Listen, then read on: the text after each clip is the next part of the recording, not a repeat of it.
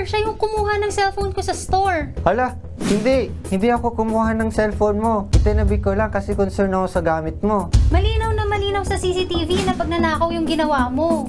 Attorney, pilit pong tinatanggi ng kumuha ng cellphone ko na pagnanakaw yung ginawa niya. Kung diretso ko siyang kakasuhan kahit walang pag-amin sa ginawa niya, legal ba to?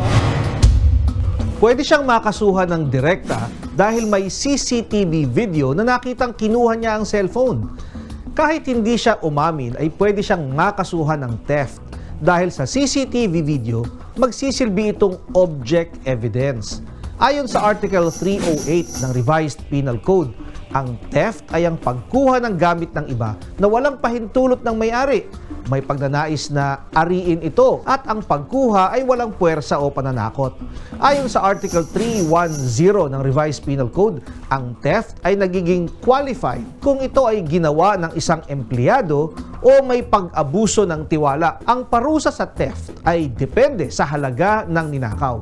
Mula 6 na taon hanggang 20 taon ang parusa. Ang qualified theft ay mas mataas ang parusa ng 2 degrees.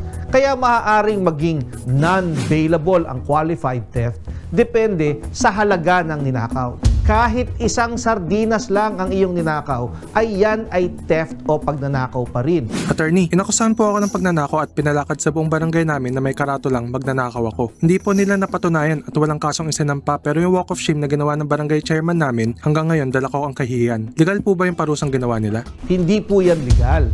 Yan ay paglabag sa iyong karapatang pantao. Kaya hindi pwedeng hiyain ang isang akusado habang hindi pa tapos ang paglilitis. Attorney, may napulot akong pouch sa kalsada. Pag uwi ko ng bahay, may laman palang pera at alahas. Pwede ba akong makasuhan ng theft kahit hindi ko naman talaga alam kung sino ang may-ari ng napulot ko? Pwede kang makasuhan ng theft kahit napulot mo lamang ang wallet. Matatawag din na pagnanakaw o theft sa ilalim ng Article 308 ang hindi pagsasauli sa may-ari o sa mga kinauukulan ng isang bagay na nawala. Kung alam mo kung sino ang may-ari ng wallet na iyong napulot, dapat mo itong isauli sa may-ari. Dapat i-deposit ang isang bagay na nawawala sa pangangalaga ng mayor ng syudad o munisipyo kung saan mo ito natagpuan. Kung kayo ay may nais isang guni sa inyong lingkod, i-follow lang ang aking Facebook account.